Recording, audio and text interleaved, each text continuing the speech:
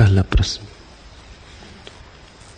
आपने कल बताया कि तत्क्षण संबोधि, सडन एनलाइटनमेंट, किसी भी कार्य कारण नियम से बंधा हुआ नहीं, लेकिन यदि अस्तित्व में कुछ भी अकस्मात दुर्घटना की तरह नहीं घटता तो संबोधि जैसी महानतम घटना कैसे इस तरह घट सकती है?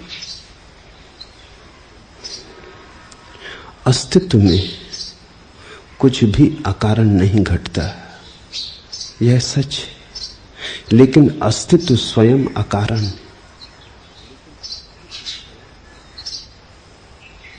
परमात्मा स्वयं अकारण है, उसका कोई कारण नहीं।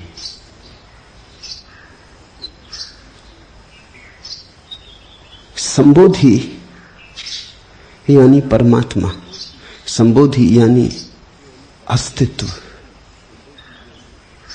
फिर और सब घटता है, परमात्मा घटता नहीं है।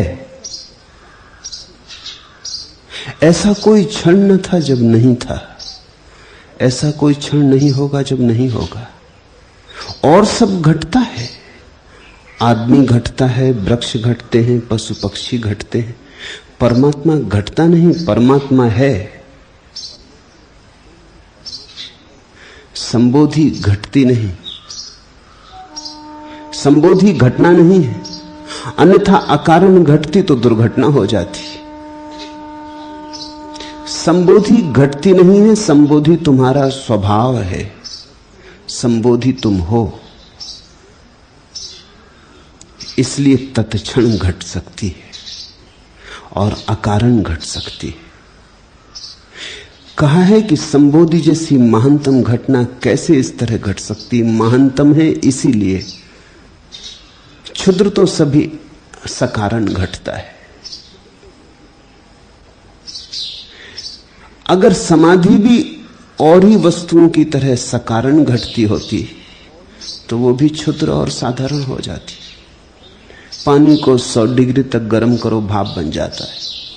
ऐसी ही अगर समाधि भी होती कि 100 डिग्री तक तपश्चर्या करो और समाधि घट जाती, तो विज्ञान की प्रयोगशाला में पकड़ ली जाएगी फिर तुम्हारी समाधि। फिर ज्यादा देर धर्म के बचने का कोई उपाय नहीं, क्योंकि जो भी सकारण घटता है वो विज्ञान के हाथ के भीतर आ ही जाएगा।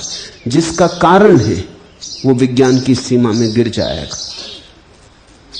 संबोधि अकारण है, इसलिए धर्म धर्म रहेगा, विज्ञान उसे कभी भी आच्छादित न कर सकेगा। जो भी सकारण घटता है सब धीरे धीरे वैज्ञानिक हो जाएगा। सिर्फ एक चीज रह जाएगी जो कभी वैज्ञानिक न होगी, वो स्वयं अस्तित्व है, क्योंकि अस्तित्व अकारण है, बस है। विज्ञान के पास उसका कोई उत्तर नहीं। विराट समग्र का कारण हो भी कैसे सकता है? क्योंकि जो भी है सब उसमें समाहित है, उसके बाहर तो कुछ भी नहीं। समाधि इसलिए नहीं घटती क्योंकि क्षुद्र नहीं है, विराट है। तुमने पूछा है कि संबोधि जैसी महानतम घटना, महानतम इसीलिए है, उसके महान होने का और कोई कारण नहीं कि तुम्हारे क्षुद्र कार्य कारण के नियम के बाहर है।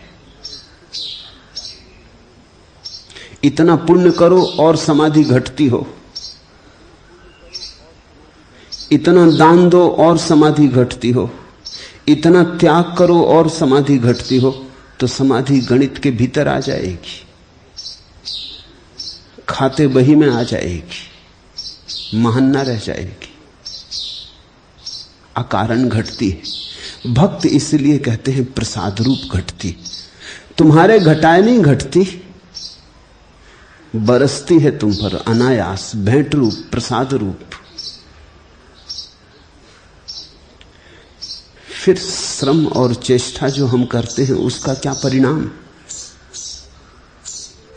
अगर अष्टावक्र तुम्हें समझ में आ जाते हो तब तो तुम व्यर्थ ही श्रम करते हो। तब तो तुम व्यर्थ ही अनुष्ठान करते हो। अनुष्ठान की कोई भी जरूरत नहीं, समझ पर्याप्त है। इतना समझ लेना कि परमात्मा तो है ही और उसकी खोज छोड़ देना। इतना समझ लेना कि जो हम हैं वो मूल से जुड़ा ही है, इसलिए जोड़ने की चेष्टा और दौड़ धूप छोड़ देनी, और मिलन घट जाएगा। मिलन घट जाएगा मिलने के प्रयास से नहीं, मिलने के प्रयास को छोड़ देने से। मिलने के प्रयास से तो दूरी बढ़ रही है। जितनी तुम मिलन की आकांक्षा करते हो उतना ही भेद बढ़ता जाता है। जितना तुम खोजने निकलते हो उतने ही खोते चले जाते हो, क्योंकि जिसे तुम खोजने निकले हो उसे खोजना ही नहीं, जाग के देखना है। वो मौजूद है, वो द्वार पर खड़ा है, वो मंदिर के भीतर तुम्हारे भीतर विराजमान है। एक क्षण को उसने तुम्हें छोड़ा नहीं, एक क्षण को जुदा हुआ नहीं। जो जुदा नहीं हुआ, जिससे कभी विदाई नहीं हुई, जिससे विदाई हो ही नहीं सकती, उसे तुम खोज खोज के खो रहे हो।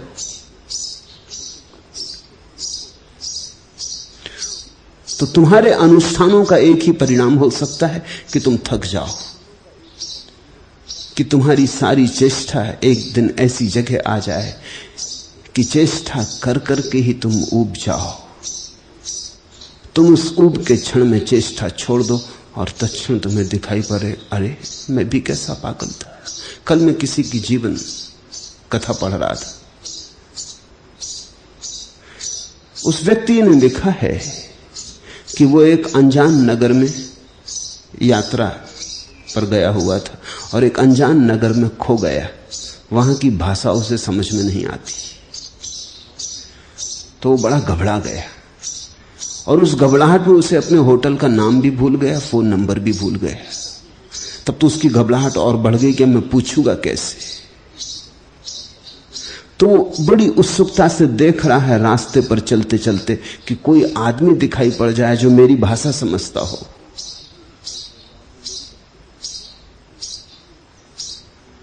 पूरब का कोई देश, सुदूर पूर्व का, और ये अमेरिकन। वो देख रहा है कि कोई सफेद चमड़ी का आदमी दिख जाए जो मेरी भाषा समझता हो, या किसी दुकान पर अंग्रेजी में नाम पट्ट दिख जाए तो मैं वहां जाके पूछ लूं। वो इतनी आतुरता से देखता चल रहा है और पसीने पसीने हैं कि उसे सुनाई ही ना पड़ा कि उसके पीछे पुलिस की एक गाड़ी लगी हुई और बार बार हॉर्न बजा रही, क्योंकि उस पुलिस की गाड़ी को भी शक हो गया है कि आदमी भटक गया है। 2 मिनट के बाद उसे हॉर्न सुनाई पड़ा। चौंक के वो खड़ा हो गया। पुलिस उतरी और उसने कहा कि तुम होश में हो कि बेहोश? हम 2 मिनट से हॉर्न बजा रहे हैं, हमें शक हो गया कि तुम भटक गए हो, खो गए हो। बैठो गाड़ी में। उसने कहा ये भी खूब रही, मैं खोज रहा था कि कोई बताने वाला मिल जाए, बताने वाले पीछे लगे थे, मगर मेरी खोज में मैं ऐसा तल्लीन था कि पीछे से कोई हॉर्न बजा रहा है, ये मुझे सुनाई ही ना पड़ा। पीछे मैंने लौट के ही ना देखा। जिसे तुम खोज रहे हो वो तुम्हारे पीछे लगा है। निश्चित ही परमात्मा हार नहीं बजाता, जोर से चिल्लाता भी नहीं, क्योंकि जोर से चिल्लाना तुम्हारी स्वतंत्रता पर बाधा हो जाएगी। फुसफुसाता है कान में, गुपचुप कुछ कहता है, मगर तुम इतने व्यस्त हो, कहां उसकी फुसफुसाहट तुम्हें सुनाई पड़े। तुम इतने शोरगुल से भरे हो, तुम्हारे मन में इतना ऊहापोह चल रहा है, तुम खोज में इस तरह संलग्न हो। स्वामी रामतीर्थ ने कहा है, एक छोटी सी कहानी कही कि एक प्रेमी दूर देश गया, वो लौटा नहीं वापस। उसकी प्रेयसी राह देखती रही, देखती देखती थक गई। वो पत्र लिखता है, बार बार कहता है अब आता हूं, तब आता हूं, इस महीने, अगले महीने। वर्ष पर वर्ष बीतने लगे। एक दिन वो प्रेयसी तो घबरा गई। प्रतीक्षा की भी एक सीमा होती। उसने यात्रा की और वो उस परदेश के नगर पहुंच गई जहां उसका प्रेमी। पूछताछ करके उसके घर पहुंच गई। द्वार खुला है, सांझ का वक्त है, सूरज ढल गया है। वो द्वार पर खड़े होकर देखने लगी। बहुत दिन से अपने प्यारे को देखा नहीं। वो बैठा है सामने, मगर किसी गहरी तल्लीनता में डूबा है, कुछ लिख रहा है। वो इतना तल्लीन है कि प्रेयसी को भी लगा कि थोड़ी देर रुकूं, उसे बाधा न दूं, न मालूम किस विचार तंतु में कौन सी बात खो जाए। वो ऐसा भाव विभोर है, उसकी आंखों से आंसू बह रहे और वो कुछ लिख रहा। वो लिखते ही चला जाता है। घड़ी बीत गई, 2 घड़ी बीत गई, तब उसने आंख उठा के देखी, उसे भरोसा ना आया। वो घबरा गया। वो अपनी प्रेयसी को ही पत्र लिख रहा था, इसी को पत्र लिख रहा था जो 2 घड़ी से उसके सामने बैठी थी और प्रतीक्षा कर रही थी कि तुम आंख उठाओ। उसे तो भरोसा ना आया। वो तो समझा कि कोई धोखा हो गया, कोई भ्रम हो गया, शायद कोई आत्मसम्मोहन। मैं इतना ज्यादा भावातिरेक में भरा हुआ इस प्रेयसी के संबंध में सोच रहा था, शायद इसीलिए एक सपने की तरह वो दिखाई पड़ रही। कोई भ्रम तो नहीं। उसने आंखें पोंछी। वो प्रेयसी हंसने लगी। उसने कहा कि क्या सोचते हो, मुझे क्या भ्रम समझते हो? वो कब गया? उसने कहा तू लेकिन आई कैसे? और मैं तुझी को पत्र लिख रहा था। पागल, तूने रोका क्यों नहीं? तू सामने थी और मैं तुझी को पत्र लिख रहा था। परमात्मा सामने है और हम उसी से प्रार्थना कर रहे हैं कि मिलो। हे प्रभु, तुम कहां हो? आंखों से आंसू बह रहे हैं, लेकिन हमारी आंसुओं की दीवाल के कारण जो सामने है दिखाई नहीं पड़ रहा है। हम उसी को तलाश रहे हैं। तलाश के कारण ही हम उसे खो रहे हैं। अष्टावक्र की बात तो बड़ी सीधी साफ है। कहते हैं बंद करो ये लिखा पढ़ी, बंद करो अनुष्ठान। समाधि घटती नहीं। हां, अगर समाधि भी एक घटना होती तो फिर कार्य कारण से घटती। कार्य कारण से घटती तो बाजार की चीज हो जाती। समाधि अछूती और कुंवारी, बाजार में बिकती नहीं। तुमने कभी ख्याल किया, तुम्हारा बाजारू दिमाग परमात्मा को भी बाजार में रख लेता है। तुम सोचते हो कि इतना करेंगे तो परमात्मा मिल जाएगा, जैसे कोई सौदा है। पुण्य करेंगे तो परमात्मा मिल जाएगा। तुम्हारे तथाकथित साधु संत भी तुमसे यही कहे चले जाते हैं, पुण्य करो अगर परमात्मा को पाना है। जैसे परमात्मा को पाने के लिए कुछ करना पड़ेगा, जैसे परमात्मा बिना किए मिला हुआ नहीं है। जैसे परमात्मा को खरीदना है, मूल्य चुकाना पड़ेगा। इतने पुण्य करो, इतनी तपस्या, इतना ध्यान, इतना मंत्र जप, तब मिलेगा। बाजार में रख लिया तुमने, बिकने वाली एक चीज बना दी। खरीदार खरीद लेंगे, जिनके पास है पुण्य वो खरीद लेंगे, जिनके पास पुण्य नहीं है वो वंचित रह जाएंगे। पुण्य के सिक्के चाहिए, खनखनाओ पुण्य के सिक्के तो मिलेगा। अष्टावक्र कह रहे हैं क्या पागलों जैसी बात कर रहे हो?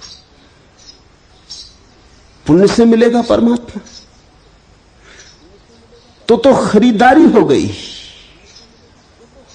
पूजा से मिलेगा परमात्मा तो तुमने तो खरीद लिया, प्रसाद कहां रहा?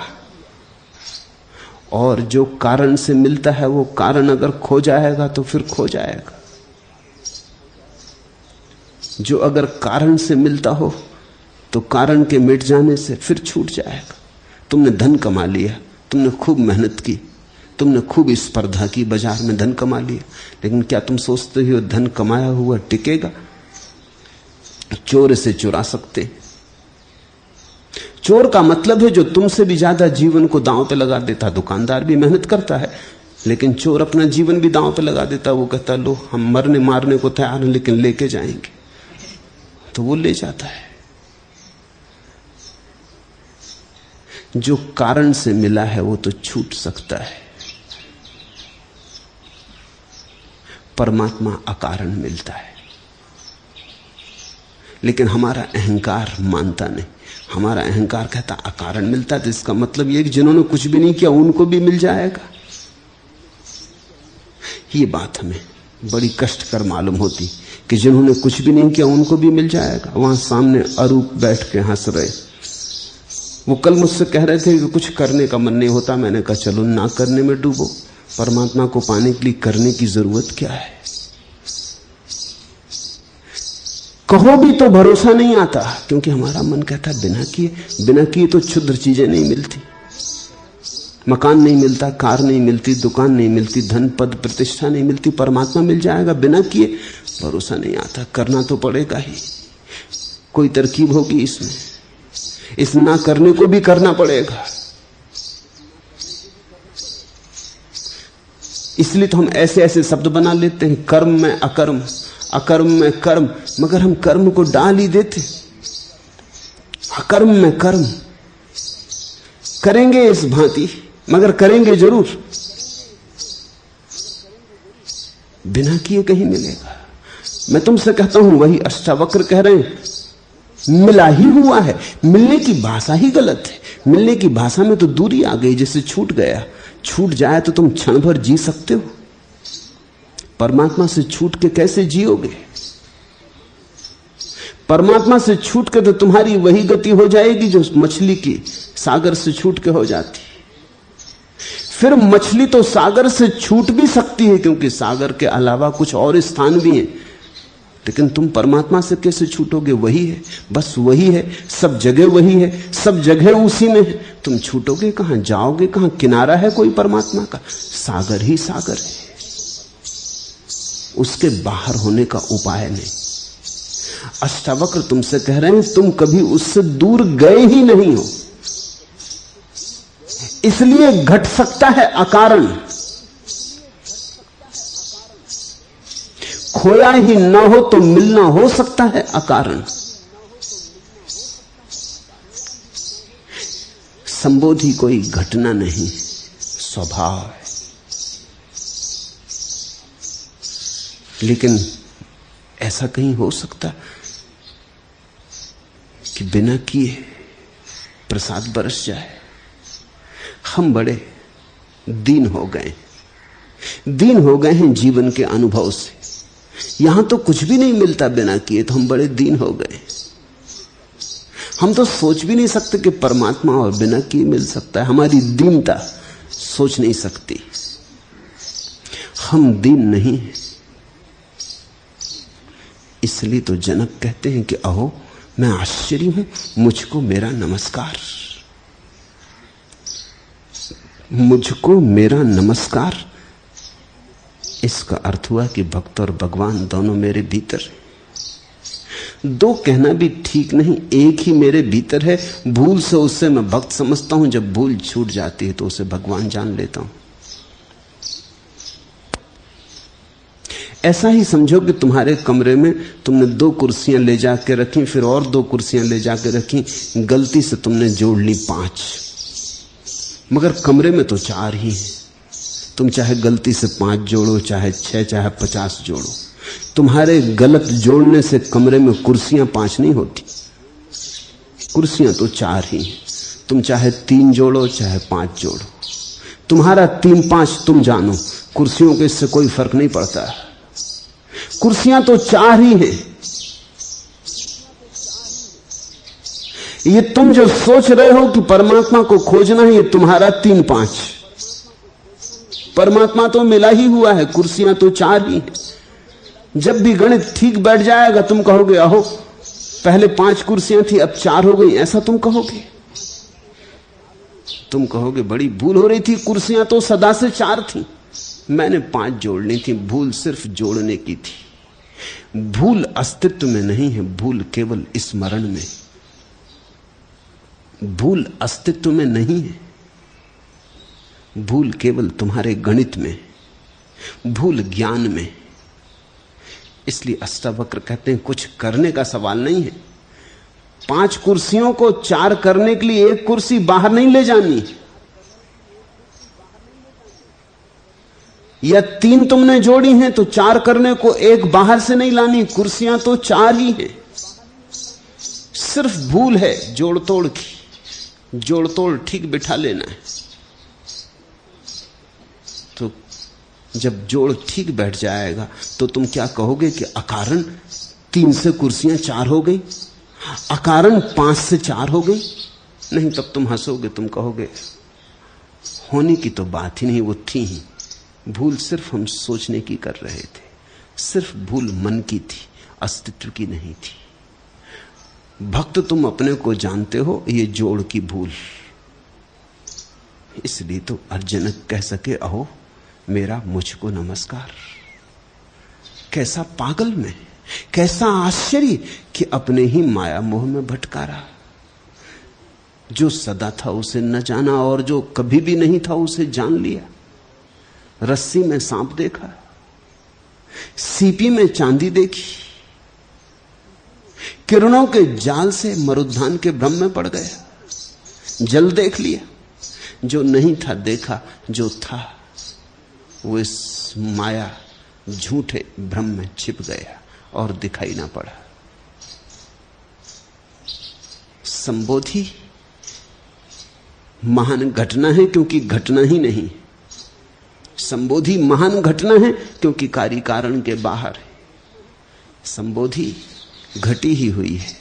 तुम्हें जिस क्षण तैयारी आ जाए, तुम्हें जिस क्षण हिम्मत आ जाए, जिस क्षण तुम अपनी दीनता छोड़ने को तैयार हो जाओ और जिस क्षण तुम अपना अहंकार छोड़ने को तैयार हो जाओ, उसी क्षण घट जाएगी।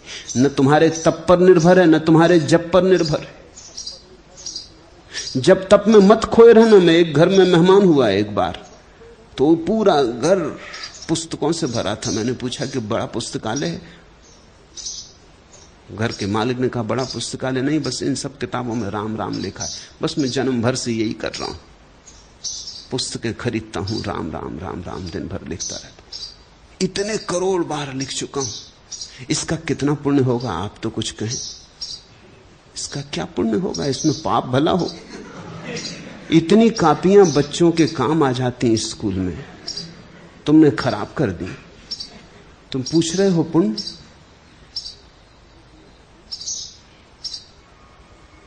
तुम्हारा दिमाग खराब है। ये राम राम लिखने से किताबों में उनको बड़ा धक्का लगा, क्योंकि संत और भी उनके यहां आते रहते थे। वो कहते थे बड़े पुण्यशाली हो, इतनी बार नाम लिख लिया, इतनी बार माला जप ली, इतनी बार राम का स्मरण कर लिया। अरे एक बार करने से आदमी स्वर्ग पहुंच जाता है, तुमने इतना कर लिया। मुझसे नाराज हुए तो फिर मुझे कभी दोबारा नहीं बुलाया। ये आदमी किस काम का जो कहता पाप हो गए। उनको बड़ा धक्का लगा। उन्होंने कहा आप हमारे भाव को बड़ी चोट पहुंचा। तुम्हारे भाव को चोट नहीं पहुंचाता, सिर्फ इतना कह रहा हूं कि ये क्या पागलपन है। राम राम लिखने से क्या मतलब? जो लिख रहा है उसको पहचानो, वो राम है। उसको कहां के काम में लगाए हुए राम राम लिखवा रहे? बोलो राम को फंसा दो, कहीं बिठा दो कि लिखो। छोड़ो धनुष बाण, पकड़ो कलम, लिखो राम राम। ये कहां फिर रहे हो सीता की तलाश में, और ये क्या कर रहे हो? तो पाप होगा कि पुण्य? और रामचंद्र जी अगर भले आदमी मान लें कि चलो ठीक, अभी आदमी पीछे पड़ा, ना लिखें तो बुरा ना मान जाए, तो बैठे राम राम लिख रहे, तो उनका जीवन तुमने खराब किया। तुम भी जब लिख रहे हो तो तुम राम से ही लिखवा रहे हो। ये कौन है जो लिख रहा है? इसे पहचानो। ये कौन है जो रटन लगाए हुए है राम राम की? ये कहां उठ रही रट? उसी गहराई में उतरो। अष्टावक्र कहते हैं वहां तुम राम को पाओगे।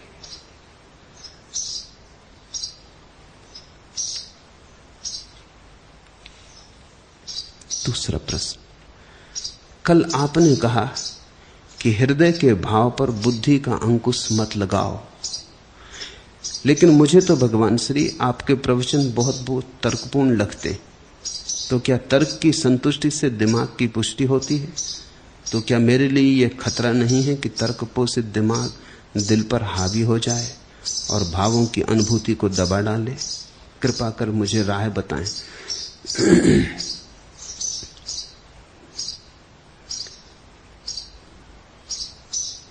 मैं जो बोल रहा हूं वो निश्चित ही तर्कपूर्ण है,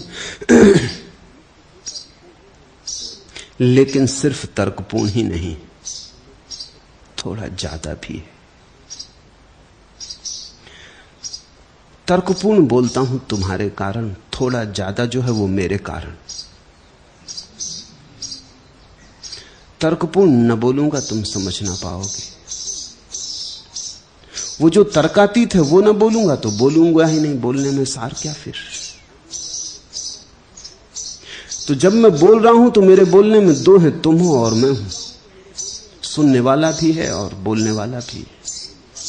अगर मेरा बस चले तो मैं तर्कातीत ही बोलूं, तर्क बिल्कुल छोड़ दूं, लेकिन तब तुम मुझे पागल समझोगे, तब तुम्हारी समझ में कुछ भी ना आएगा।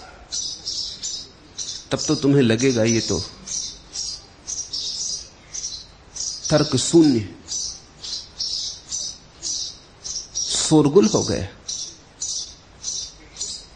तुम्हारी तर्क सरणी में बैठ सके इसलिए तर्कपूर्ण बोलता हूं। लेकिन अगर उतना ही तुम्हें समझ में आए तो तुम बेकार आए और गए। ऐसा समझो कि जैसे चम्मच में हम दवा भरते हैं और तुम्हारे मुंह में डाल देते। चम्मच नहीं डाल देते, तर्क की चम्मच में जो तर्कातीत है वो डाल रहा हूं। तुम चम्मच मत गटक जाना, नहीं और झंझट में पड़ जाओगे। चम्मच का उपयोग कर लो, लेकिन चम्मच में जो भरा है उस रस को पियो। तर्क की तो चम्मच है, तर्क का तो सहारा है, क्योंकि तुम अभी इतनी हिम्मत में नहीं हो कि तर्कातीत को सुन सको। अगर तर्कातीत ही सुनना है तो पक्षियों के गीत सुन के भी वही काम हो जाएगा जो अष्टावक्र की गीता सुनने से होता है। वे तर्कातीत है। हवाओं का वृक्षों से गुजरना, सरसराहट की आवाज, सूखे पत्तों का राह पर उड़ना, खड़खड़ाहट की आवाज, नदी की धारा में उठती आवाज, आकाश में मेघों का गर्जन, वो सब तर्कातीत है। अष्टावक्र बोल रहे आठों दिशाओं से, सब ओर से, मगर वहां तुम्हें कुछ समझ में ना आएगा। चिड़ियों की चहचहाहट तुम कितनी देर सुन सकोगे? तुम कहोगे हो गई बकवास, थोड़ा बहुत सुन लो ठीक है, लेकिन इस चहचहाहट में कुछ अर्थ तो है ही नहीं। वो जो तर्कातीत है वो तो चिड़ियों की चहचहाहट जैसा ही है, लेकिन तुम्हारे तक पहुंचाने के लिए सेतु बनाता हूं तर्क का। अब अगर तुम सेतु को ही पकड़ लो और मंजिल को भूल जाओ, शब्द को ही पकड़ लो और शब्द से जो पहुंचाया था वो भूल जाओ, तो तुम कंकड़ पत्थर बीन के चले गए जहां से हीरे जवाहरात में झोली भर सकते थे। मित्र ने पूछा है, हृदय के भाव पर बुद्धि का अंकुश मत लगाओ, ऐसा आप कहते हैं। निश्चित बुद्धि से समझो, लेकिन हृदय को मालिक रहने दो। बुद्धि को गुलाम बनाओ, हृदय को मालिक के सिंहासन पर विराजमान करो। नौकर बहुत दिन सिंहासन पर बैठ चुका है। बुद्धि के लिए तुम नहीं जीते हो, जीते तो हृदय के लिए हो। इसलिए तो बुद्धि से कभी भराव नहीं आता। कितने ही बड़े गणितज्ञ हो जाओ, उससे थोड़ी हृदय को शांति मिलेगी। और कितने ही बड़े तर्कनिष्ठ विचारक हो जाओ, उससे थोड़ी प्रफुल्लता जगेगी। और कितना ही दर्शन शास्त्र इकट्ठा कर लो, उससे थोड़ी समाधि बनेगी। हृदय मांगेगा प्रेम, हृदय मांगेगा प्रार्थना। हृदय की अंतिम मांग तो समाधि की रहेगी कि लाओ समाधि, लाओ समाधि। बुद्धि ज्यादा से ज्यादा समाधि के संबंध में तर्क जाल ला सकती, समाधि के संबंध में सिद्धांत ला सकती। लेकिन सिद्धांतों से क्या होगा? कोई भूखा बैठा है, तुम पाक शास्त्र देते हो उसे, इसमें सब लिखा है, पढ़ लो, मजा करो। वो पढ़ता भी है, तो भूख लगी चलो शायद यही काम करे। बड़े बड़े सुस्वादु भोजनों की चर्चा है, कैसे बनाओ, कैसे तैयार करो, मगर इससे क्या होगा? वो पूछता है कि पाक शास्त्र से क्या होगा? भोजन चाहिए, भूखे को भोजन चाहिए, प्यासे को पानी चाहिए। तुम प्यासे आदमी को लिख के दे दो, उसको लगी प्यास, और तुम लिख के दे दो H2O, ये पानी का सूत्र। वो आदमी कागज लेके बैठा रहेगा, क्या होगा? ऐसे तो लोग राम राम लिए बैठे। सब मंत्र H2O जैसे। निश्चित ही पानी ऑक्सीजन और हाइड्रोजन से मिलकर बनता, लेकिन कागज पे H2O लिखने से प्यास नहीं बुझती। तर्क से समझो, हृदय से पियो। तर्क का सहारा ले लो, लेकिन बस सहारा ही समझना, उसी को सब कुछ मत मान लेना। मालिक हृदय को रहने दो। प्रेम और प्रार्थना में, पूजा और अर्चना में, ध्यान और समाधि में बुद्धि बाधा ना दे, इसका स्मरण रखना। सहयोगी जितनी बन सके उतना शुभ है। इसलिए तो तर्क के सहारे तुमसे बोलता हूं कि तुम्हारी बुद्धि को फुसला लूं, राजी कर लूं। तुम 2 कदम राजी होकर हृदय की तरफ चले जाओ, वहां थोड़ा सा भी स्वाद आ जाएगा तो मगन हो जाओगे। फिर तुम खुद ही बुद्धि की चिंता छोड़ दोगे। स्वाद जब आ जाता है तो शब्दों की कौन फिक्र करता है। लेकिन मुझे तो भगवान श्री आपके प्रवचन बहुत बहुत तर्कपूर्ण लगते हैं। वे तर्कपूर्ण हैं।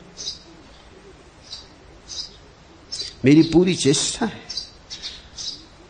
कि तुमसे जो कहूं वो तर्कपूर्ण हो।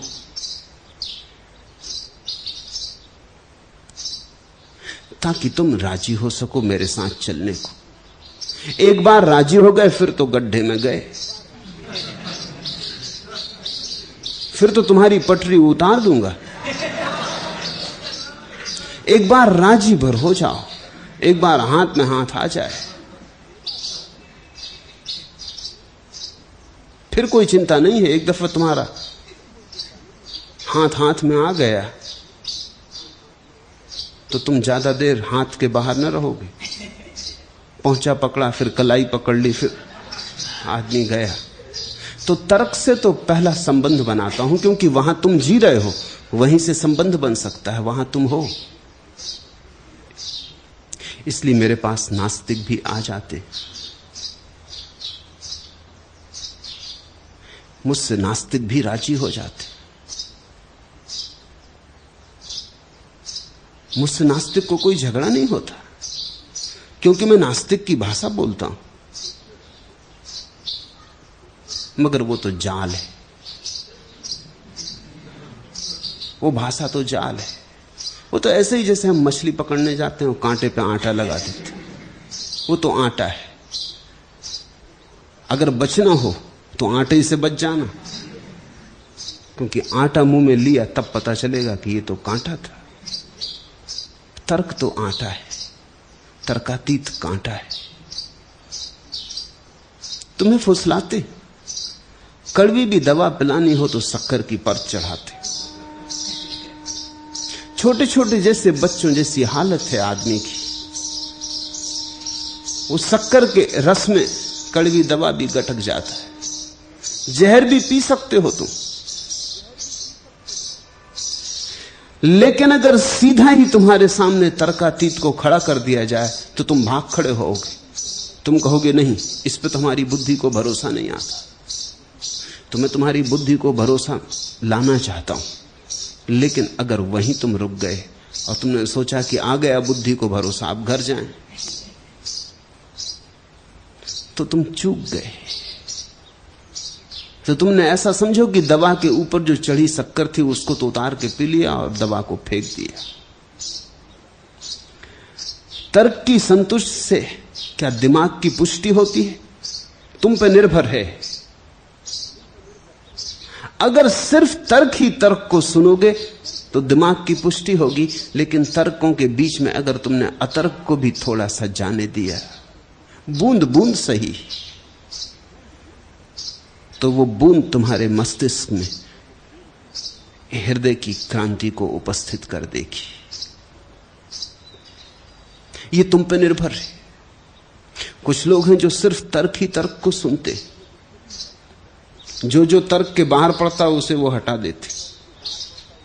फिर वे मेरे पास आए ही नहीं, आए या ना आए बराबर, वे जैसे आए थे वैसे ही वापस गए और मजबूत होके गए। उन्होंने अपने अपने हिसाब का चुन लिया, मतलब की बात चुन ली। जो उनके तर्क के साथ बैठती थी वो चुन ली, जो नहीं बैठती थी वो छोड़ दी। जो नहीं बैठती थी तुम्हारे तर्क के साथ, वही तुम्हारे भीतर क्रांति की चिंगारी बनती। जो तुम्हारे तर्क के साथ बैठती थी वो तो तुम्ही को मजबूत करेगी। तुम्हारी बीमारी, तुम्हारी चिंता, तुम्हारा संताप और मजबूत हो जाएगा, तुम्हारा अहंकार और मजबूत हो जाएगा। तो थोड़ी कुशलता बरतना। इसलिए तो जनक कहते हैं अष्टावक्र से, कैसी कुशलता कि क्षण में दिखाई पड़ गया, कैसी मेरी दक्षता, कैसी मेरी निपुणता। उस निपुणता को ध्यान में रखना, उस दक्षता को ध्यान में रखना, तुम पर निर्भर है। यहां जो मैं बोल रहा हूं, बोलना मुझ पे निर्भर है, लेकिन सुनना तो तुम पे निर्भर है। बोलने के बाद तो फिर मैंने जो कहा उस पे मेरी कोई मालकियत नहीं रह जाती।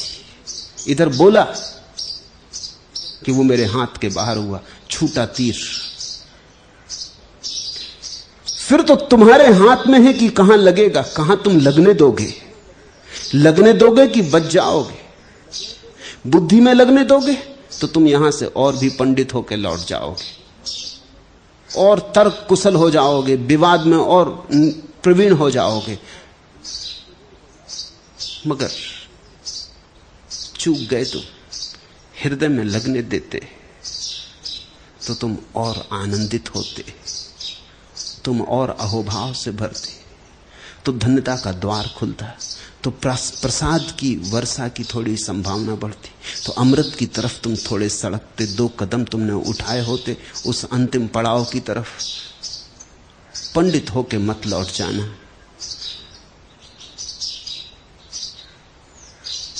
थोड़े प्रेमी होके लौटना। 2.5 आखर प्रेम का, पढ़े सो पंडित हो। वो 2.5 अक्षर जो प्रेम के हैं वो मत भूलना।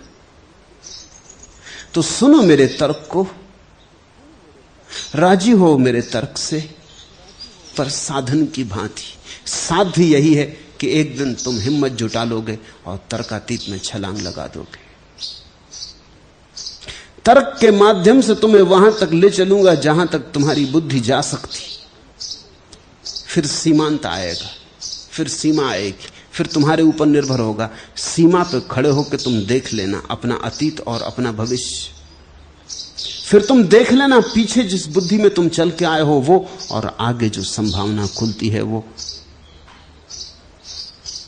आगे की संभावना हृदय की है। विचार से कभी कोई जीवन की संपदा को उपलब्ध नहीं हुआ।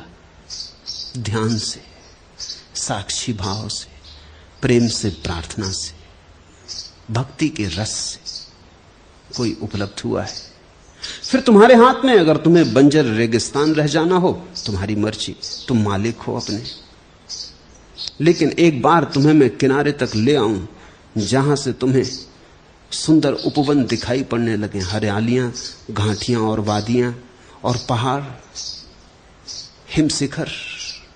बस एक दफा तुम्हें दिखा देना है वहां तक लाके, फिर तुम्हारी मौज। फिर लौट जाना तो लौट जाना, लेकिन तब तुम जानोगे कि अपने ही कारण लौटे हो, तब उत्तरदायित्व तुम्हारा है। तो तुम्हारे तर्क को मैं वहां तक ले चलता हूं जहां से तुम्हें पहली झलक मिल जाए स्वर्ण शिखरों की, जहां से तुम्हें पहली दफा आकाश का थोड़ा सा दर्शन हो जाए। फिर वो दर्शन तुम्हारा पीछा करेगा, फिर वो मंडराएगा तुम्हारे भीतर, फिर वो पुकार बढ़ती चली जाएगी। फिर धीरे धीरे जो बूंद बूंद गिरा था वो बड़ी धार की तरह गिरने लगेगा। तुम बच नहीं सकोगे, क्योंकि एक बार हृदय की थोड़ी सी भी झलक मिल जाए तो फिर बुद्धि कूड़ा कचरा है। जब तक झलक नहीं मिली तब तक कूड़ा कचरा ही हीरा जवाहरात मालूम होता है। क्या मेरे लिए यह खतरा नहीं है कि तर्क पोषित दिमाग दिल पर हावी हो जाए? खतरा है। जरा सजगता रखना। हम चाहें तो राह में पड़े हुए पत्थर को बाधा बना सकते हैं और वहीं रुक जाएं, और हम चाहें तो राह में पड़े पत्थर को सीढ़ी बना सकते हैं, उस पर चढ़ जाएं और पार हो जाएं। तुम पर निर्भर है कि तुम तर्क पोषित मस्तिष्क को बाधा बनाओगे कि सीढ़ी बनाओगे। जिन्होंने सीढ़ी बनाई वे महायात्रा पर निकल गए, जिन्होंने बाधा बना ली वे डबरे बन के रह गए। नास्तिक एक डबरा है, आस्तिक सागर की तरफ दौड़ती हुई सरिता है। नास्तिक सड़ता है, जैसे ही पानी की धारा बहने से रुक जाती वैसे ही सड़ान शुरू हो जाती। पानी निर्मल होता है जब बहता रहता है, लेकिन बहने के लिए तो सागर चाहिए, नहीं तो बहोगे क्यों? बहने के लिए परमात्मा चाहिए, नहीं तो बहोगे क्यों? कुछ है ही नहीं पाने को, कुछ है ही नहीं होने को। जो हो गया बस वही काफी है। इसे ख्याल रखना। दुनिया में दो तरह के लोग हैं, दुनिया दो तरह के वर्गों में विभाजित है। एक वर्ग है जो बाहर की चीजों से कभी संतुष्ट नहीं। ये मकान तो दूसरा चाहिए, इतना धन तो और धन चाहिए, ये स्त्री तो और तरह की स्त्री चाहिए, जो बाहर की चीजों से कभी संतुष्ट नहीं।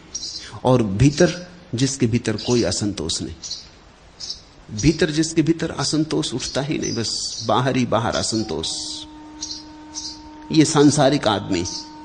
फिर एक और दूसरे तरह का आदमी है जो बाहर जो भी है उससे संतुष्ट है, लेकिन भीतर जो है उससे संतुष्ट नहीं। उसके भीतर एक ज्वाला है, एक दिव्य असंतोष। वो सतत प्रक्रिया में, सतत रूपांतरण में, सतत क्रांति में से जीता है। तर्कनिष्ठता तुम्हारी क्रांति में सहयोगी बने, तुम्हें रूपांतरित करे, इतना ख्याल रखना। जहां तर्क पत्थर बनने लगे और क्रांति में रुकावट डालने लगे, वहां तर्क को छोड़ना, क्रांति को मत छोड़ना। मैं कह सकता हूं अंतिम निर्णय तुम्हारे हाथ में।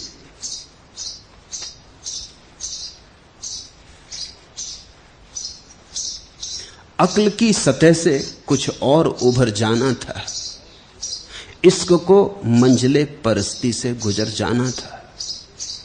ये तो क्या कहिए चला था मैं कहां से हमदम, मुझको ये भी न था मालूम किधर जाना था। बुद्धि को कुछ भी पता नहीं है कि कहां जाना है, इसलिए बुद्धि कहीं जाती ही नहीं,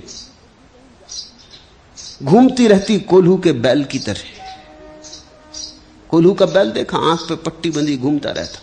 आंख पे पट्टी बंधे होने से उससे लगता है कि चल रहे हैं, कहीं जा रहे हैं, कुछ हो रहा है। तुमने देखा तुम कैसे घूम रहे हो, वही सुबह, वही उठना, वही दिन का काम, वही सांझ, वही रात, वही सुबह, फिर वही सांझ। यूं ही उम्र तमाम होती है, फिर सुबह होती है, फिर शाम होती है। एक कोल्हू के बैल की तरह तुम घूमते चले जाते। ये तो क्या कहिए चला था मैं कहां से हमदम, मुझको ये भी न था मालूम किधर जाना था। अक्ल की सतह से कुछ और उभर जाना था, इश्क को मंजिले परस्ती से गुजर जाना था। जब तुम बुद्धि की सतह से थोड़े ऊपर उठते हो, तब आकाश में उठते हो, पृथ्वी छूटती, सीमा छूटती, असीम आधा, बंधन गिरते, मोक्ष की थोड़ी झलक मिलती। इश्क को मंजिले परस्ती से गुजर जाना था। फिर एक ऐसी घड़ी भी आती, पहले तो बुद्धि से तुम हृदय की तरफ आते हो, फिर एक ऐसी घड़ी आती हृदय से भी गहरे जाते हो। इश्क को मंजिले परस्ती से गुजर जाना था। फिर प्रेम प्रेम पात्र से भी मुक्त हो जाता है, फिर भक्त भगवान से भी मुक्त हो जाता है, फिर पूजक पूजा से भी मुक्त हो जाता है। तो पहले तो तर्क से चलना है प्रेम की तरफ, और फिर प्रेम से चलना है शून्य की तरफ। उस महाशून्य में ही हमारा घर है।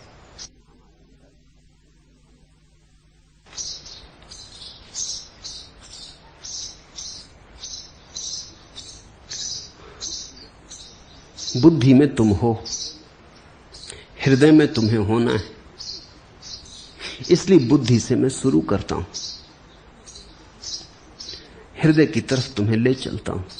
जो हृदय में पहुंच गए हैं उनको वहां भी नहीं बैठने देता, उनको कहता हूं चलो आगे और आगे। हर नए क्षण को पुराने की तरह एक परिचित प्रीति गाने की तरह वक्ष में भर तार पर तार बोते चलो, और बीती रागनी रीते नहीं, इस तरह हर तार के होते चलो। नए कदम अज्ञात में, अनजान में, अपरिचित में उठाना है। परिचित में ही मत अटके रह जाना। बुद्धि का क्या अर्थ होता है, तुमने सोचा कभी? जो तुम जानते हो उसका जोड़। बुद्धि का क्या अर्थ होता है? इतना ही कि तुम्हारा अतीत का संग्रह। बुद्धि में वही तो संग्रहित है जो तुमने सुना, पढ़ा, जाना, अनुभव किया। जो हो चुका है वही तो संग्रहित है। जो अभी होने को है उसका तो बुद्धि को कोई भी पता नहीं। तो बुद्धि तो अतीत है, जा चुका, मृत। बुद्धि तो राख है। बुद्धि में ही अटक गए तो तुम अतीत के ही रास्तों पर भटकते रहोगे, ज्ञात में ही चलते रहोगे। अज्ञात में गति है, ज्ञात में गति नहीं है। कोल्हू के बैल की तरह भ्रमण है। हृदय का अर्थ है अज्ञात, अनजान, अपरिचित, अभियान। पता नहीं क्या होगा, पक्का नहीं, क्योंकि जाना ही नहीं कभी, तो पक्का कैसे होगा। नक्शा हाथ में नहीं, अज्ञात की यात्रा। न मील के पत्थर हैं वहां, न राह पर खड़े पुलिस के सिपाही हैं मार्ग बताने को। लेकिन जो आदमी अज्ञात की तरफ यात्रा करता है वही परमात्मा की तरफ यात्रा करता है। परमात्मा इस जगत में सबसे ज्यादा अज्ञात घटना है,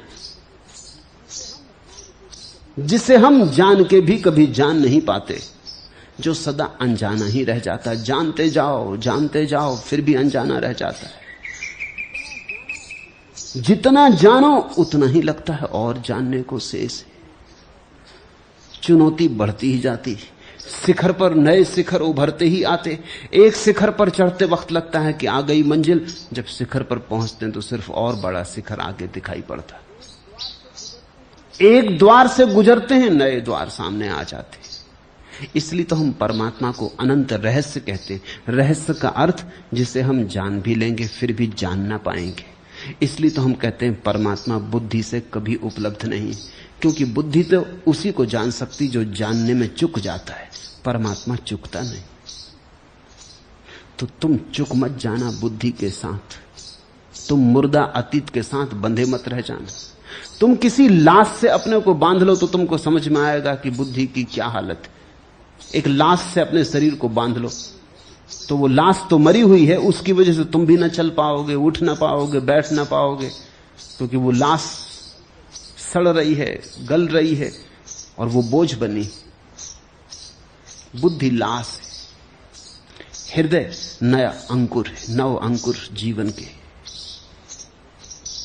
और जाना तो है हृदय के भी पार।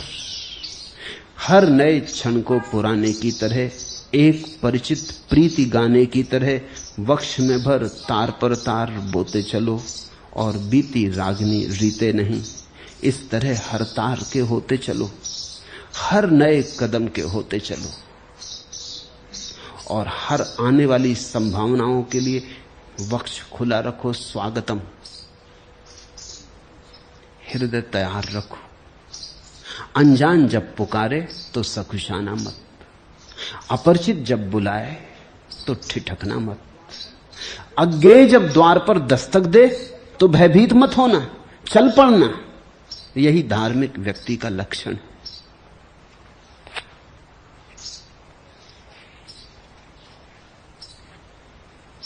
चौथा प्रश्न, आपकी जय हो। मैं 1000 जन्मों में भी इतना नहीं प्राप्त कर सकता था जितना आपने अनायास मुझे दे दिया है। मुझे अपने शिष्य के रूप में स्वीकार करें। लिया तुमने तो शिष्य हो गए। शिष्य का होना मेरी स्वीकृति पर निर्भर नहीं, शिष्य का होना तुम्हारी स्वीकृति पर निर्भर है। शिष्य का अर्थ होता है जो सीखने को तैयार। शिष्य का अर्थ होता है जो झुकने को झोली भरने को राजी। शिष्य का अर्थ होता है विनम्रता से सुनने को, शांत भाव से मनन करने को, ध्यान करने को उत्सुक। तुम शिष्य हो गए। अगर तुमने लिया तो लेने में ही तुम शिष्य हो गए। शिष्य का होना मेरी स्वीकृति पर निर्भर नहीं होता। मैं स्वीकार भी कर लूं और तुम अगर न लो तो मैं क्या करूंगा? मैं स्वीकार ना भी करूं और तुम लेते चले जाओ तो मैं क्या करूंगा? शिष्यत्व तुम्हारी स्वतंत्रता है, ये किसी का दान नहीं। शिष्यत्व तुम्हारी गरिमा है, इसके लिए किसी प्रमाण पत्र की जरूरत नहीं है। इसलिए तो एकलव्य जंगल में भी जाके बैठ गया था। देखा, द्रोणाचार्य ने तो इंकार भी कर दिया था, फिर भी उसने फिक्र न की। गुरु ने तो इंकार ही कर दिया, लेकिन शिष्य शिष्य बनने को राजी था, तो गुरु क्या कर सका?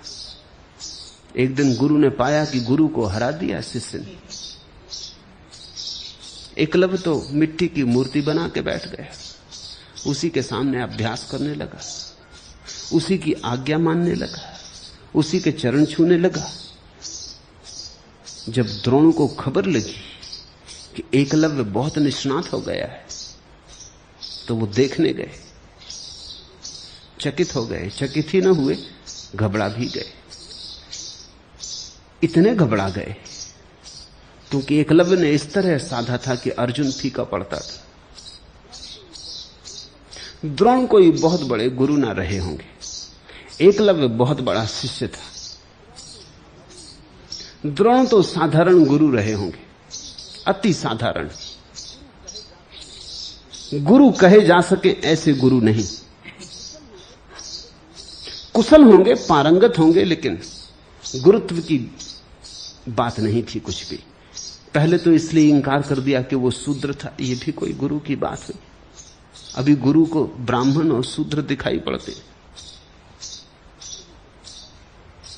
नहीं। दुकानदार रहे होंगे, बाजारी बुद्धि रही होगी। क्षत्रियों के गुरु शूद्र को कैसे स्वीकार करें? समाज से बहुत घबराए हुए रहे होंगे, समाज पोषक और समाज के नियंत्रण में रहे होंगे, क्षुद्र बुद्धि के रहे होंगे। जिस दिन द्रोण ने एकलव्य को इंकार किया कि वो शूद्र था, उसी दिन द्रोण शूद्र हो गए। ये कोई बात हुई? लेकिन अद्भुत था एकलव्य, गुरु के इंकार की भी फिक्र न की। उसने तो मान लिया था हृदय में गुरु, बात हो गई थी। गुरु के इंकार ने भी उसकी गुरु की प्रतिमा खंडित न की। अनूठा शिष्य रहा होगा।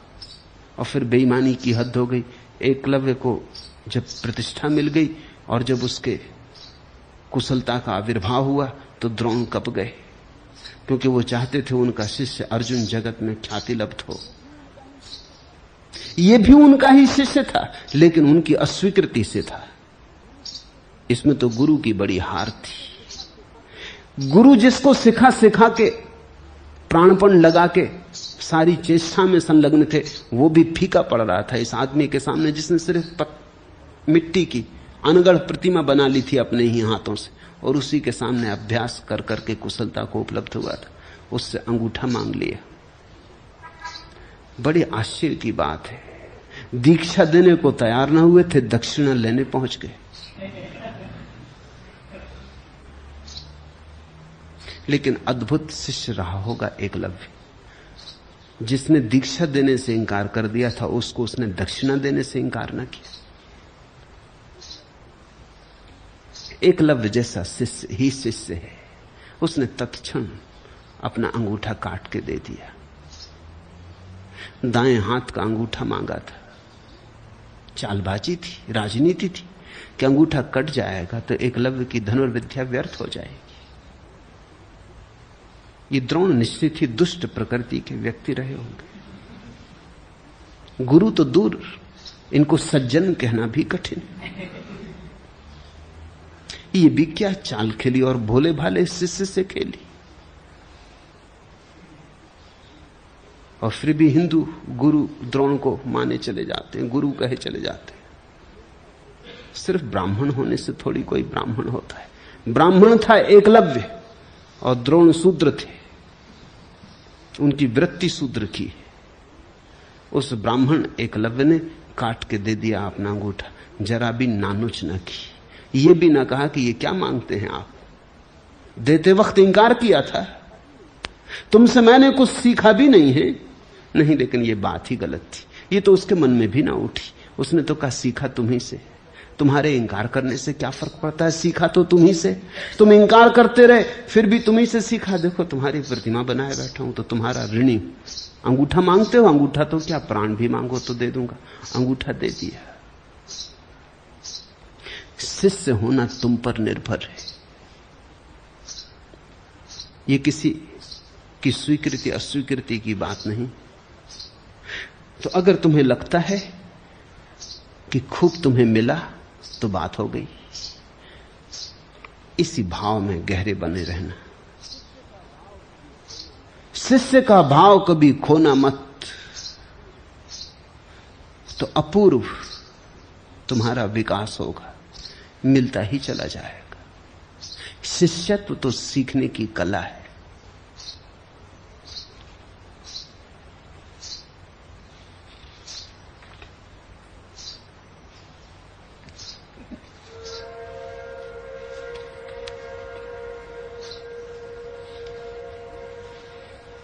चौथा प्रश्न, सुना था कि शराब कड़वी होती है और सीने को जलाती है, पर आपकी शराब का स्वाद ही कुछ और है। तो जिस शराब से तुम परिचित रहे वो शराब ना रही होगी, क्योंकि शराब ना तो कड़वी होती और ना सीने को जलाती, और जो सीने को जलाती है और कड़वी है वो शराब का धोखा है, शराब नहीं। तो तुम्हें शराब का पहली दफे ही स्वाद आया। अब झूठी शराब में मत उलझना।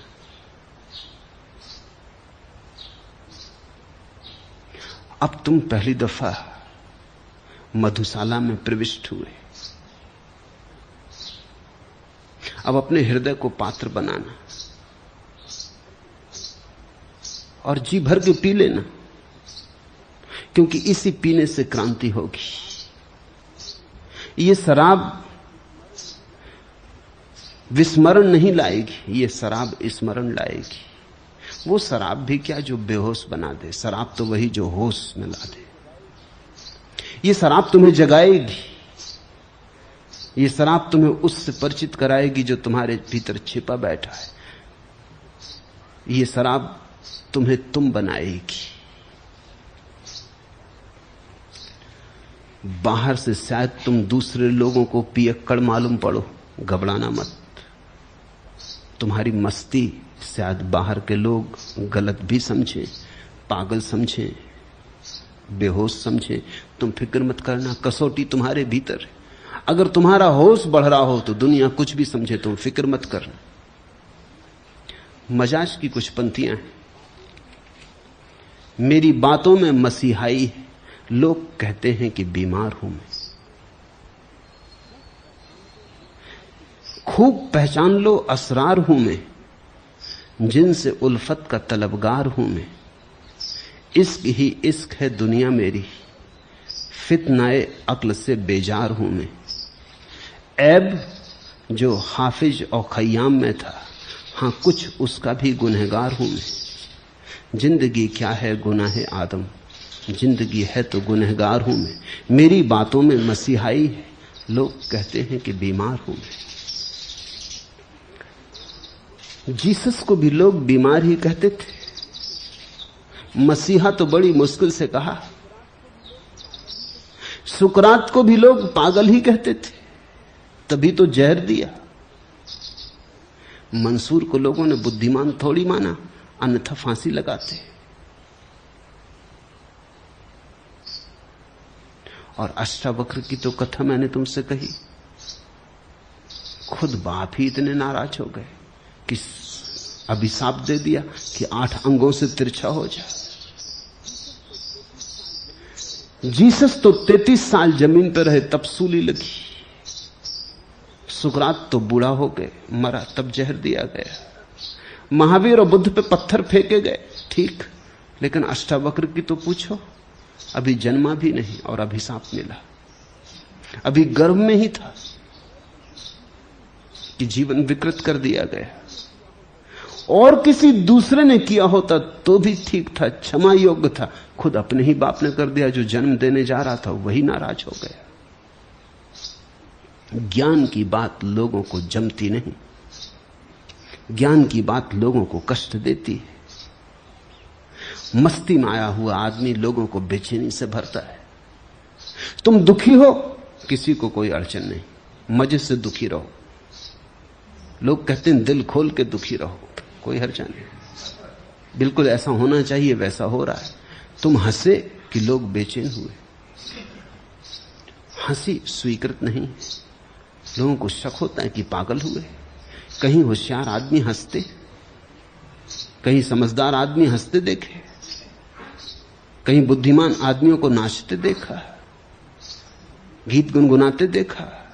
बुद्धिमान आदमी गंभीर होते, लंबे उनके चेहरे होते, उदास उनकी वृत्ति होती। उनको हम साधु संत कहते, महात्मा कहते। जितना रुग्ण आदमी हो उतना बड़ा महात्मा हो जाता है। मुर्दे की तरह कोई बैठ जाए, रुग्ण दीनहीन, लोग कहते हैं कैसी तपस्या, कैसा त्याग। एक गांव में मैं गया था। कुछ लोग एक महात्मा को ले आए मुझसे मिलाने। वो कहने लगे बड़े अद्भुत है, भोजन तो कभी कभार लेते, सोते भी ज्यादा नहीं,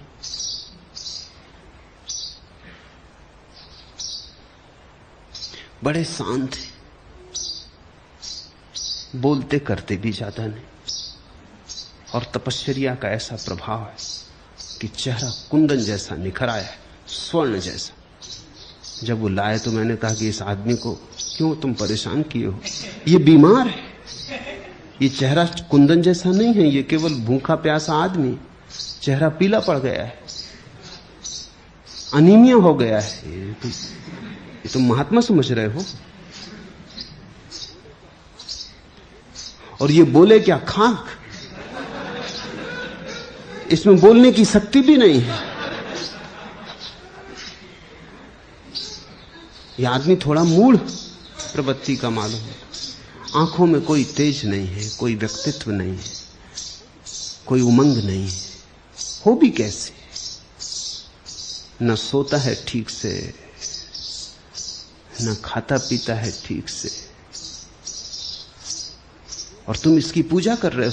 बस इसको एक ही रस आ गया है कि ये जो काम कर रहा है उससे पूजा मिलती, बस उसी पूजा के खातिर ये किए चला जा रहा है। तुम जरा पूजा देना बंद करो और तुम पाओगे तुम्हारे 100 में से 99% महात्मा विदा हो गए, उसी रात विदा हो गए। तुम पूजा देना बंद करो, क्योंकि वो पूजा के खातिर सब तरह की नासमझियां कर रहे हैं। तुम जो करवाओ वही कर रहे हैं।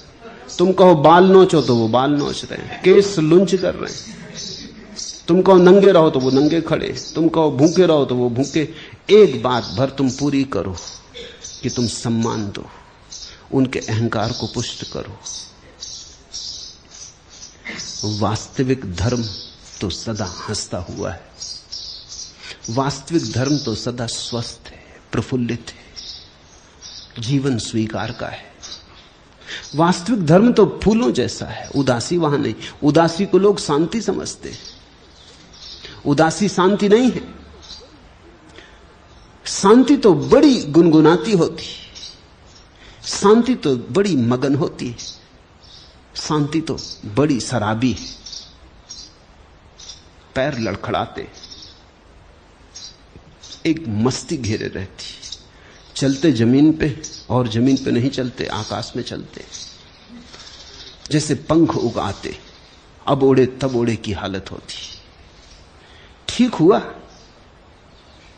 अगर मेरी शराब का स्वाद आ जाए तो असली शराब का स्वाद आ गया। अब किसी और मधुशाला में जाने की जरूरत ना पड़ेगी।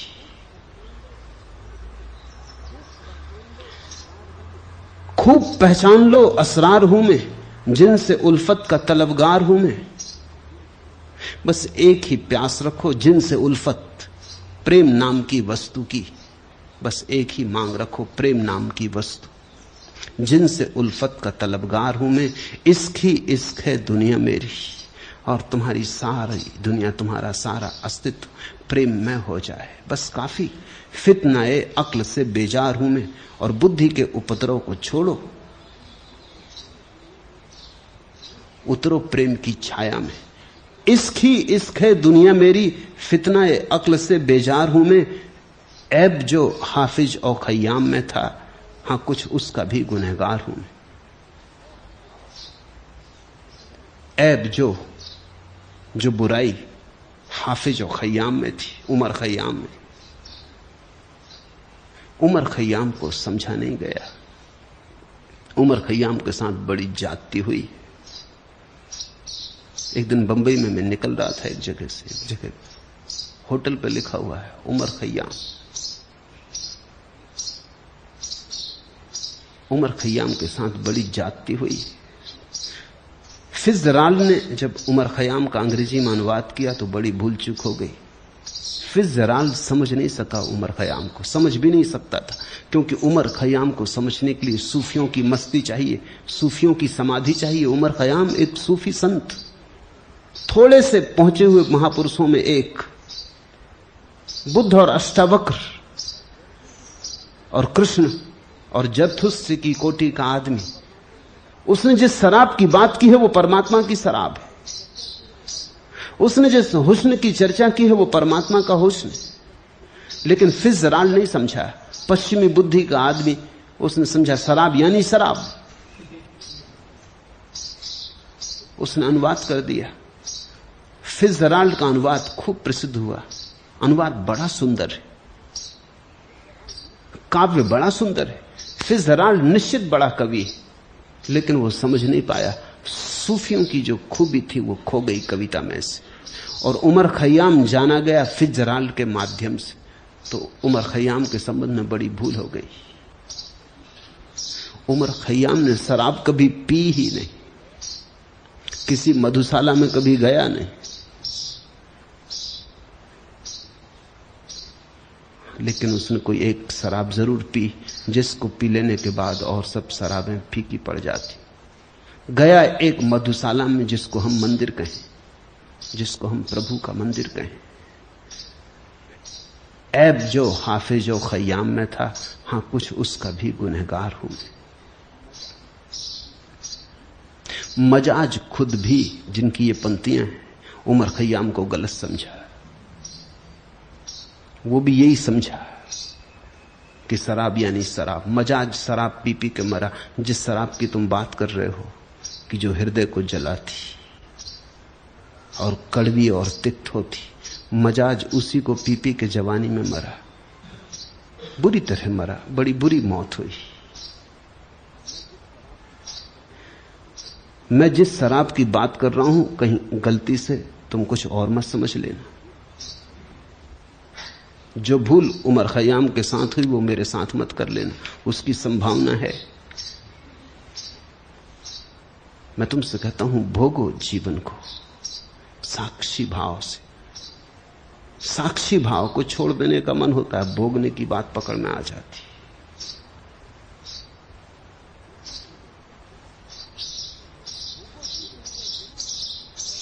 भोगो जीवन को, लेकिन अगर बिना साक्षी भाव के भोगा तो भोगा ही नहीं।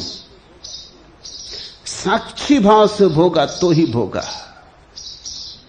पियो शराब, लेकिन अगर होश खो गया तो पी ही नहीं शराब।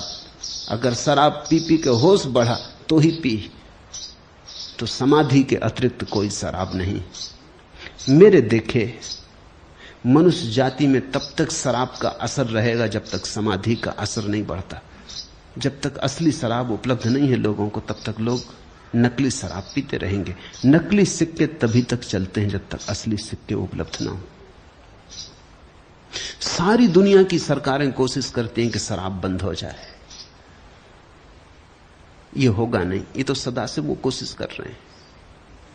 साधु महात्मा सरकारों के पीछे पड़े रहते हैं कि शराबबंदी करो, अनशन कर देंगे, ये कर देंगे, वो कर देंगे, शराब बंद होनी चाहिए।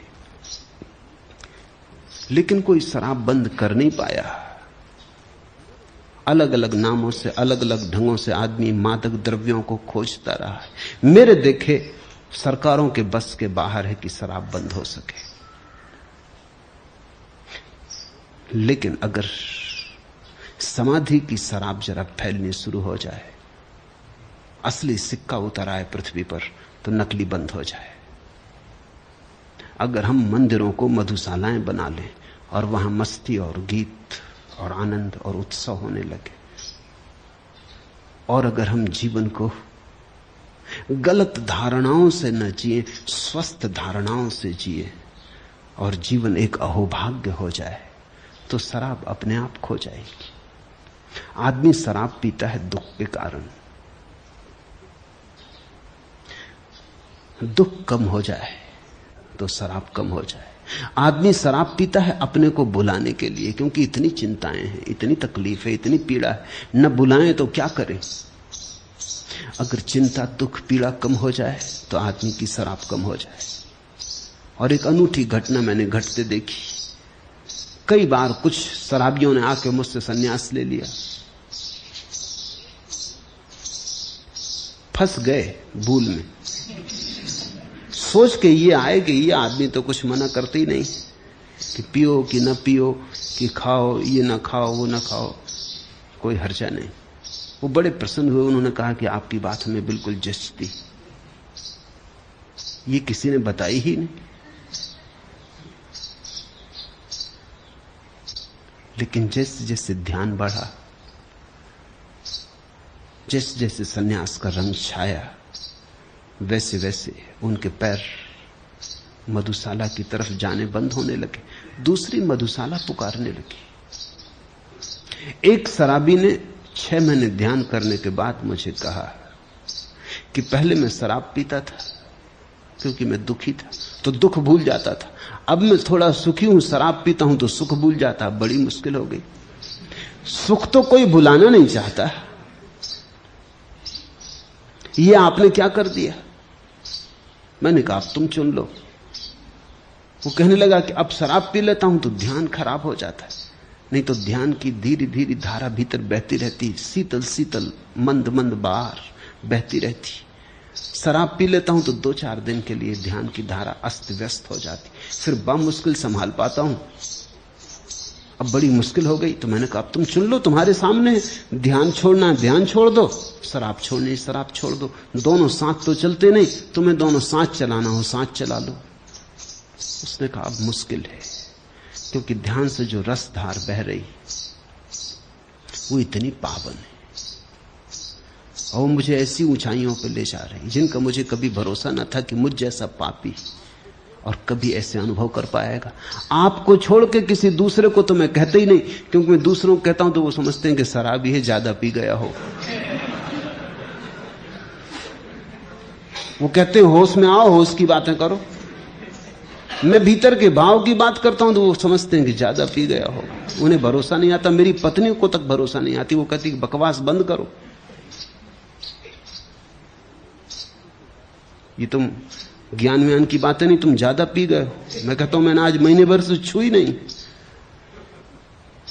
तो आपसे ही कह सकता हूं, वो शराबी कहने लगा, आप ही समझेंगे। और अब छोड़ना मुश्किल है ध्यान। जीवन को विधायक दृष्टि से लो।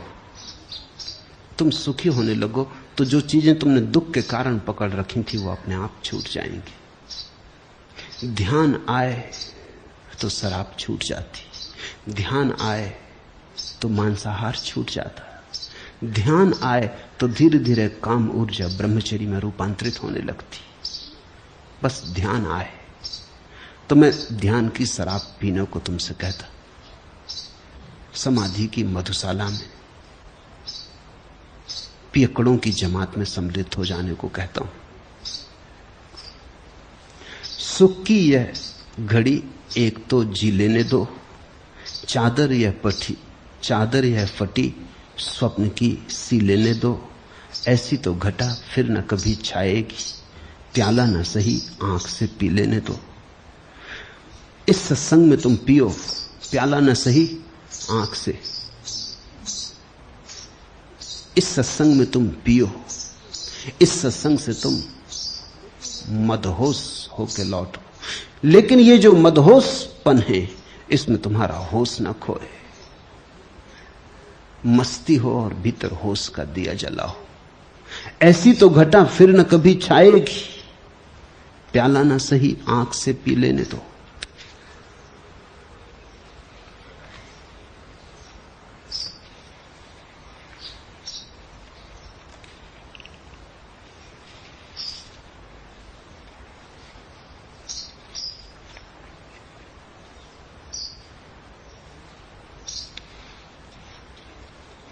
पांचवा प्रश्न, क्या धारणा और स्वस्वझाव या ऑटो सजेशन एक ही है? धारणा और स्वभाव या बोध में क्या भेद है? रामकृष्ण परमहंस की काली क्या सर्वथा धारणा की बात थी या उनका अपना अस्तित्व है? विभूति या भगवान के साथ संवाद क्या संभव नहीं है? धारणा और सुझाव, ऑटो सजेशन एक ही बात है। ऑटो सजेशन वैज्ञानिक नाम है धारणा का। दोनों में कोई भेद नहीं। और स्वभाव और धारणा बड़ी भिन्न बात है। स्वभाव तो वही है जो सभी धारणाओं के छूट जाने पर प्रकट होता है। स्वभाव तो वही है जब तुम्हारे मन से सभी विचार और सभी धारणाएं तिरोहित हो जाते, तब उसका दर्शन होता है। स्वभाव की धारणा नहीं करनी होती। एक सन्यासी मेरे घर मेहमान हुए। वो सुबह सांझ बैठ के बस एक ही धारणा करते, अहम ब्रह्मास्मि, मैं ब्रह्म हूं, मैं देह नहीं, मैं मन नहीं, मैं ब्रह्म हूं। ऐसा 2-4 दिन मैंने उन्हें सुना। मैंने कहा कि अगर तुम हो तो हो, ये बार बार क्या दोहराते? अगर नहीं हो तो बार बार दोहराने से क्या होगा? भ्रांति हो सकती है। बार बार पुनरुक्ति करने से अहम ब्रह्मास्मि, ऐसा पुनरुक्ति करते रहो तो भ्रांति हो सकती कि हो गए ब्रह्म। लेकिन ये भ्रांति स्वभाव का दर्शन नहीं। अगर तुम्हें पता है कि तुम ब्रह्म हो तो दोहरा क्या रहे हो? अगर कोई पुरुष रास्ते पे दोहराता चले कि मैं पुरुष हूं, तो सभी को शक हो जाएगा कि कुछ गड़बड़। लोग कहेंगे रोको, कुछ गड़बड़, ये क्या दोहरा रहे हो? अगर हो तो बात खत्म हो गई। शक है तुम्हें कुछ? हम ब्रह्मास्मि, इसको दोहराना थोड़ी है। ये तो एक बार का उद्घोष है। ये तो बोध की एक बार उठी उद्घोषणा है, बात खत्म हो गई। कोई मंत्र थोड़ी। मंत्र तो सुझाव ही है। मंत्र शब्द का अर्थ भी सुझाव होता है। इसलिए तो हम सलाह देने वाले को, सुझाव देने वाले को मंत्री कहते। मंत्र यानी सुझाव। बार बार दोहराना, बार बार दोहराने से मन पे एक लकीर खिंचती जाती और उस लकीर के कारण हमें भ्रांतियां होने लगती। रामकृष्ण को जो काली के दर्शन हुए, क्या सर्वथा धारणा की बात थी? सर्वथा धारणा की बात। न कहीं कोई काली है, न कहीं कोई पीली।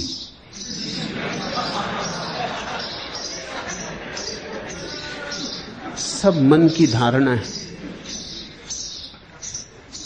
और सब धारणाएं गिरनी चाहिए। इसलिए तो रामकृष्ण की जब काली की धारणा गिर गई तो उन्होंने कहा अंतिम बाधा गिर गई। अपनी ही धारणा थी। और जब रामकृष्ण ने तलवार उठा के अपनी काली की धारणा को काटा, तो क्या तुम सोचते हो खून वगैरह निकला? कुछ नहीं निकला। धारणा भी झूठी थी, तलवार भी झूठी थी। झूठ से झूठ की टकराहट हुई, कुछ और हुआ नहीं।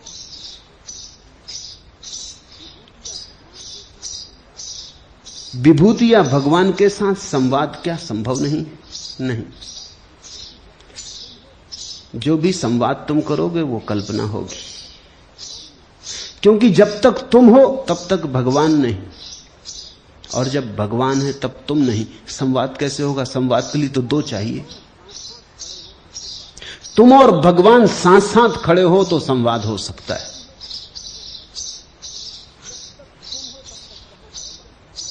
जब तक तुम हो तब तक कहां भगवान,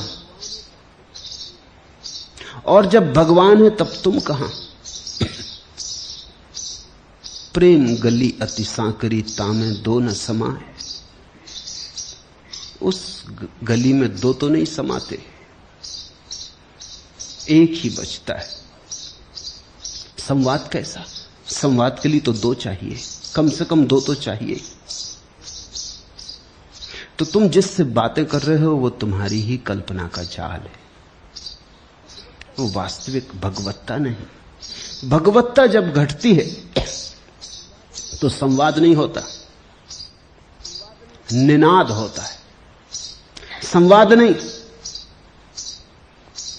एक जिसको पूर्व के मनीषियों ने अनाहत नाद कहा है, वो होता है एक गुनगुनाहट, पर एक में ही होती है गुनगुनाहट, कोई दूसरे से बातचीत नहीं हो रही। ओंकार की ध्वनि का उठना, लेकिन वो किसी दूसरे से बातचीत नहीं हो रही, दूसरा तो कोई बचता नहीं। कभी किसी भक्त ने भगवान का दर्शन नहीं किया। जब तक भगवान का दर्शन होता रहता है तब तक भक्त भी मौजूद है, तब तक कल्पना का ही दर्शन है। इसलिए तो ईसाई जीसस से मिल लेता है, जैन महावीर से मिल लेता है, हिंदू राम से मिल लेता है। तुमने कभी हिंदू को जीसस से मिलते देखा? भूल चूक से कहीं रास्ते पे जीसस मिल जाए? मिलते ही नहीं। जो अपनी धारणा में नहीं है वो मिलेगा कैसे? तुमने कभी ईसाई को कहते देखा कि बैठे थे ध्यान करने और बुद्ध भगवान प्रकट हो गए? वो होते ही नहीं। वो होंगे कैसे? जिसका बीज धारणा में नहीं है वो कल्पना में कैसे होगा? जो तुम्हारी धारणा है उसी का कल्पना विस्तार हो जाता।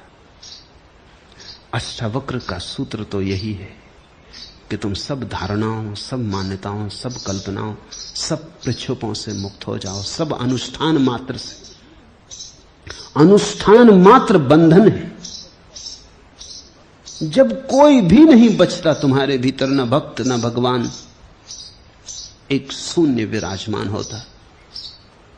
उस शून्य में अहिर्निश एक आनंद की वर्षा होती। उस घड़ी कैसा संवाद, कैसा विवाद नहीं, सब संवाद कल्पना के ही हैं। कभी रात मुझे घेरती है, कभी मैं दिन को टेरता हूं, कभी एक प्रभा मुझे हेरती है, कभी मैं प्रकाश कण बिखेरता हूं। कैसे पहचानूं कब प्राण स्वर मुखर है, कब मन बोलता है? मैं तुमसे कहूंगा पहचान सीधी है। जब भी कुछ बोले मन ही बोलता है, जब भी कुछ दिखाई पड़े मन ही दिखाई पड़ता है। जब कुछ भी दिखाई ना पड़े, कुछ भी न बोले, तब जो बचा वही अमन, वही समाधि। जब तक अनुभव हो तब तक मन है। इसलिए परमात्मा का अनुभव ये शब्द ठीक नहीं, क्योंकि अनुभव मात्र तो मन के होते, अनुभव मात्र तो द्वंद्व और द्वैत के होते हैं, द्वि के होते हैं। जब अद्वैत बचा तो कैसा अनुभव? इसलिए आध्यात्मिक अनुभव ये शब्द ठीक नहीं। जहां सब अनुभव समाप्त हो जाते हैं वहां अध्यात्म है। नहीं तो तुम खेल खेलते रह सकते हो। ये खेल धूप छाया का खेल है। जो तुम श्रद्धा नमन बनो तो मैं सुरभित चंदन बन जाऊं। यदि तुम पावन प्रतिमा हो तो मैं जीवन का अर्घ चढ़ाऊं। तुम तो छिपे सीप मोती से, मैं सागर का ज्वार बन गया। जो तुम स्वाति बूंद बन बरसो, मैं 100 सावन पी जाऊं। अंजुरी भर सपनों की आशा, खोज रही जीवन परिभाषा। जो तुम मंगल दीप बनो तो मैं जीवन की ज्योति जलाऊं। मौन साध आतुर अभिलाषा, खोल रही नैनों की भाषा। जो तुम चरण धरो धरनी पर, मैं मोतिन से हंस चुगाऊं। कस्तूरी मृग की सी छलना, झुला रही मायावी पलना। जो तुम मानस दीप धरो तो मैं 100 बंधन बन जाऊं। पर यह सब कल्पना का खेल। खेलना हो खेलो, सुखद कल्पना का खेल, बड़ा प्रीतिकर, बड़ा रस भरा, पर है कल्पना का खेल। इसे सत्य मत मान लेना। सत्य तो वहां है जहां न मैं न तू। सत्य तो वहां है जहां दुई गई, द्वंद गया, द्वैत गया, बचा एक ओंकार सतनाम।